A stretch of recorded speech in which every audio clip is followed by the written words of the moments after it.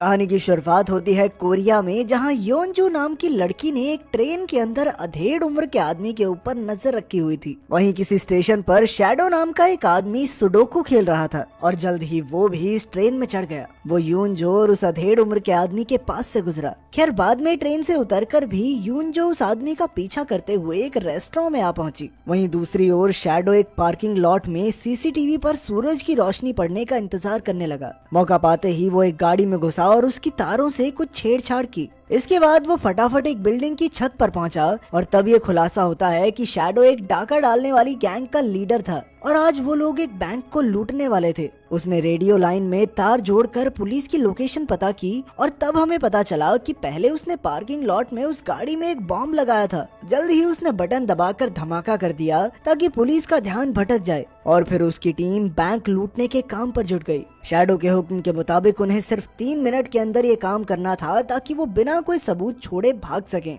लेकिन फिर एक गुंडे के मन में लालच आ गया और उसने ज्यादा वक्त लगा दिया। इसी लापरवाही की वजह से पुलिस उनके पीछे पड़ गई। तब शैडो ने मैक्स नाम के एक मोटे आदमी को बीच सड़क पर ट्रक लाने का ऑर्डर दिया और जल्द ही वो पुलिस की गाड़ियों से टकरा गया। इसके बाद मैक्स भी तुरंत वहां से भाग निकला। वहीं दूसरी ओर वो आदमी योनजू के सामने आ गया और पूछा कि तुम मेरा पीछा क्यों कर रही हो। असल में उस आदमी का नाम हुआंग था और वो स्पेशल क्राइम्स यूनिट का चीफ था। योनजू भी उसकी टीम में जासूस बनना चाहती थी, इसीलिए वो हुआंग का पीछा कर रही थी। तब हुआंग ने उसका टेस्ट लेने के लिए योनजू को आज के दिन जो भी हुआ वो सब बताने को कहा। योनजू की याददाश्त बहुत तेज थी, इसीलिए उसके आसपास जो भी चीजें हुई थी वो उसने बिल्कुल सटीक तरीके से याद कर रखी थी। योनजू ने सब कुछ सही बताया मगर अंत में एक सवाल का जवाब नहीं दे पाई। तब हुआंग ने उसे अपने दिमाग में पूरा दिन फिर से याद करने को कहा और उसे आखिरी सवाल का जवाब भी मिल गया। आखिरकार हुआंग ने उसे अपनी टीम में शामिल कर लिया। बाद में जब हुआंग ऑफिस पहुंचा तो उसे बैंक में हुई लूट की जांच करने का जिम्मा मिला। उसने सीसीटीवी की पूरे फुटेज देख ली लेकिन कहीं भी शैडो और उसकी टीम का नामो निशान नहीं था। वहीं दूसरी ओर शैडो अपनी गैंग के बीच लूट का माल बांटने के लिए पहुंचा।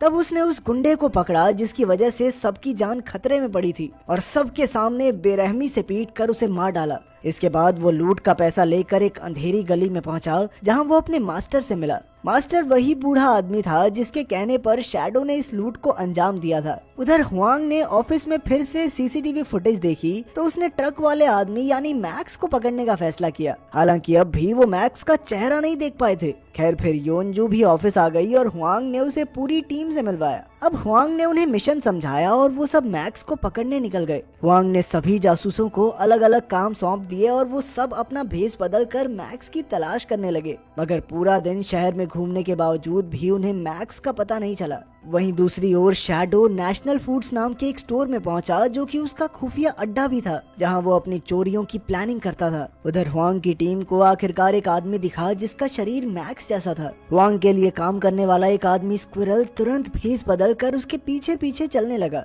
मगर फिर पता चला कि आदमी मैक्स नहीं था। इधर रात को शैडो अपनी अगली चोरी को अंजाम देने निकल गया था। इस बार वो लोग एक कंपनी के कहने पर उनके खिलाफ मिले सबूतों को एक बिल्डिंग से चुराने वाले थे। कुछ मिनटों में उन्होंने अपना काम पूरा किया और वहां से भाग निकले मगर तभी शैडो को एहसास हुआ कि एक आदमी दूर से उस पर नजर रखे हुए था। अब शैडो तुरंत उस आदमी तक पहुंचा और उसे बेरहमी से मार डाला ताकि इस चोरी के बारे में किसी को कोई सबूत न मिले। कुछ देर बाद जब हुआंग की बॉस को ये खबर मिली कि उन्हीं चोरों ने एक बार फिर से चोरी कर ली है तो उसने हुआंग पर काफी गुस्सा किया। वहीं चोरी पूरी होने के बाद मास्टर ने शैडो को एक और काम सौंप दिया मगर शैडो ने इससे इनकार करते हुए कहा कि वो ये काम छोड़कर शांति से जीवन बिताना चाहता है। लेकिन मास्टर को ये हरगिज मंजूर नहीं था और उसने अपने एक आदमी को शैडो को जान से मारने का हुक्म दिया। जब शैडो अपनी गाड़ी में बैठा तब मास्टर के आदमी ने पीछे से उसका गला दबाने की कोशिश की मगर तभी शैडो ने अपनी गाड़ी सामने दीवार से टकरा दी जिससे वो गुंडा गाड़ी से बाहर जा गिरा और उसकी मौके पर ही मौत हो गई।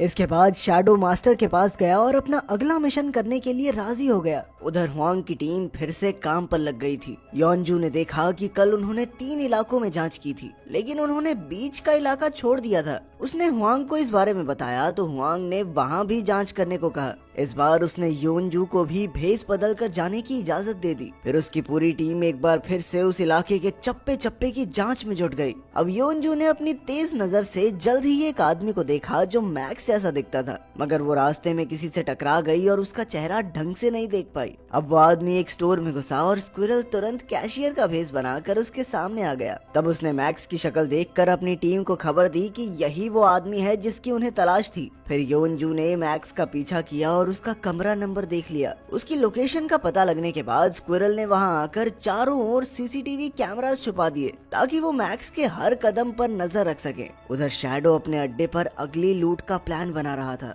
उसने हर कदम अपने दिमाग में सोचा ताकि सब कुछ प्लान के मुताबिक ही हो। इस बार उसका मकसद कोरियन स्टॉक एक्सचेंज के सर्वर को हैक करके उसमें एक सॉफ्टवेयर डालने का था। उधर हुआंग और उसकी बॉस उस अपार्टमेंट में पहुंचे जहां शैडो ने उस पर नजर रखने वाले आदमी को मार डाला था, मगर यहाँ भी उन्हें शैडो का कोई सुराग नहीं मिला। फिर हुआंग की नजर कैमरा की दिशा पर पड़ी और उसे एहसास हुआ कि शैडो सामने वाली बिल्डिंग की छत से अपनी लूट पर नजर रखता है। खैर रात को योनजू ने देखा कि एक लड़की मैक्स के घर से कचरा बाहर फेंक रही थी। योनजू ने तुरंत वहां जाकर कचरे का लिफाफा खोला और उसकी तलाशी लेने लगी। फिर हुआंग की मदद से उन्होंने कुछ कागज के टुकड़ों को इकट्ठा किया जो एक सुडोकू पजल थी, मगर इस पजल को सही तरीके से सुलझाया नहीं गया था। तो उन्हें एहसास हुआ कि शायद ये चोरों के अगले मिशन से जुड़ी हुई है। फिर उन्होंने नंबर्स को अलग अलग तरह से जोड़कर देखा और आखिरकार उन्हें पता चला कि ये कोरियन स्टॉक एक्सचेंज का आईपी एड्रेस था। वहीं दूसरी ओर मैक्स एक पुरानी बिल्डिंग में गया तो हुआंग की टीम उसका पीछा करने लगी। उन्होंने मैक्स के साथियों की तस्वीरें ले ली और बाद में एआई की मदद से उन्होंने सभी गुंडों का नाम पता ढूंढ निकाला। साथ ही उन्होंने गुंडों के अड्डों पर माइक्रोफोन भी लगा दिए ताकि वो उनकी हर चाल पर नजर रख सकें। जल्द ही उन्होंने शैडो के फोन का नेटवर्क भी हैक कर लिया और उसका पता भी ढूंढ निकाला। अब हुआंग और शैडो दोनों की टीम अपने अपने मिशन की तैयारी में जुट गई थी। आखिरकार शैडो ने रेडियो लाइन को हैक किया और तब उसे एहसास हुआ कि पुलिस ने उस पर नजर रखी हुई है। उसने तुरंत अपने साथियों को मिशन बंद करके भाग जाने का हुक्म दिया। उधर हुआंग की बॉस को भी पता चल गया था कि शैडो ने ये मिशन रोक दिया है, तो उसने भी तुरंत अपनी टीम को गुंडों को गिरफ्तार करने को कहा। फिर हेडक्वार्टर्स की मदद से हुआंग तुरंत उस बिल्डिंग की छत पर शैडो को पकड़ने गया, मगर शैडो इतना शातिर था कि वो खिड़की से कूदकर फरार हो गया। लेकिन हुआंग ने उसका पीछा किया और योनजू को भी साथ बुला लिया। उधर पुलिस ने ट्रैफिक बैरिकेड्स लगाकर गुंडों को घेर लिया था।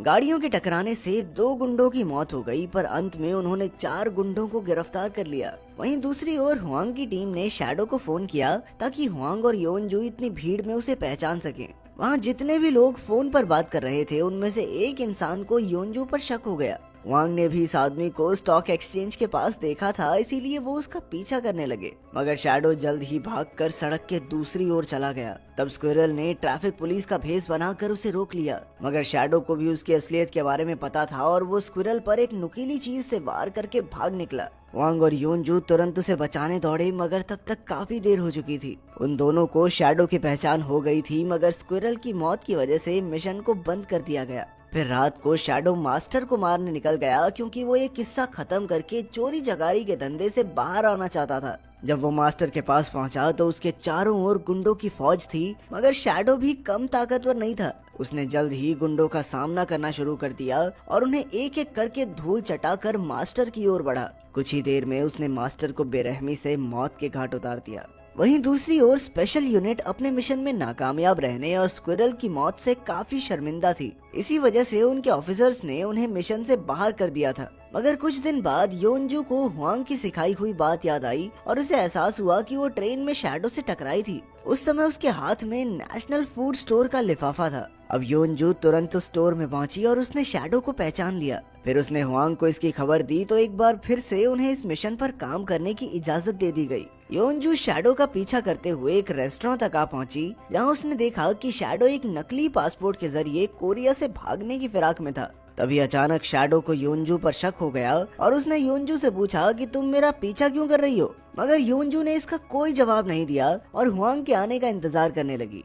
हुआंग के आते ही शैडो वहां से भाग निकला और हुआंग ने उसका पीछा किया, मगर कुछ दूर जाते ही शैडो ने एक नुकीली चीज से हुआंग पर घातक हमला कर दिया। फिर योनजू के वहां आने से पहले ही शैडो उसे छोड़कर फरार हो गया। तब हुआंग ने योनजू को शैडो को हर हाल में पकड़ने का ऑर्डर दिया। योनजू ना चाहते हुए भी निकल गई और एक आदमी का पीछा करने लगी, मगर पास जाकर उसे पता चला कि ये आदमी तो कोई और था। आज एक बार फिर से शैडो उनके हाथों से भाग निकला था, जिससे योनजू बेहद निराश हो गई। पर फिर बारिश रुक गई और अचानक शैडो फिर से बाहर सड़क पर निकला। योनजू उसके पीछे अंडरग्राउंड बने ट्रेन प्लेटफॉर्म तक आ पहुंची। उधर हुआंग को डॉक्टर्स ने बचा लिया था और फिर नेटवर्क ना होने के बावजूद भी उसने योनजू के पते का हिसाब लगा लिया। वहाँ योनजू शैडो को ढूंढ रही थी कि अचानक शैडो ने पीछे से उसे ही बंदी बना लिया। तभी पुलिस भी वहाँ आ पहुंची, मगर वो गोली नहीं चला सकते थे। अब शैडो ट्रेन के आने का इंतजार करने लगा, पर तभी अचानक योनजू ने शैडो की टांग पर हमला कर दिया और शैडो अपनी जान बचाकर वहाँ से भागा। जैसे ही वो बाहर निकला तो हुआंग पहले से वहाँ मौजूद था। हुआंग जिस रास्ते पर था वहाँ ट्रेन आ रही थी, मगर हुआंग ने अपनी जान की परवाह ना करते हुए शैडो पर गोलियां चलाकर उसे मार डाला। एन वक्त पर ट्रेन ने भी रास्ता बदल लिया और हुआंग की जान बच गई। आखिरकार स्पेशल फोर्सेस का मिशन पूरा हुआ और सबने चैन की सांस ली। अंत में पूरी टीम ने स्क्विरल को श्रद्धांजलि दी, जिसके बाद योनजू और हुआंग शैडो के बाकी साथियों को पकड़ने के अपने अगले मिशन पर निकल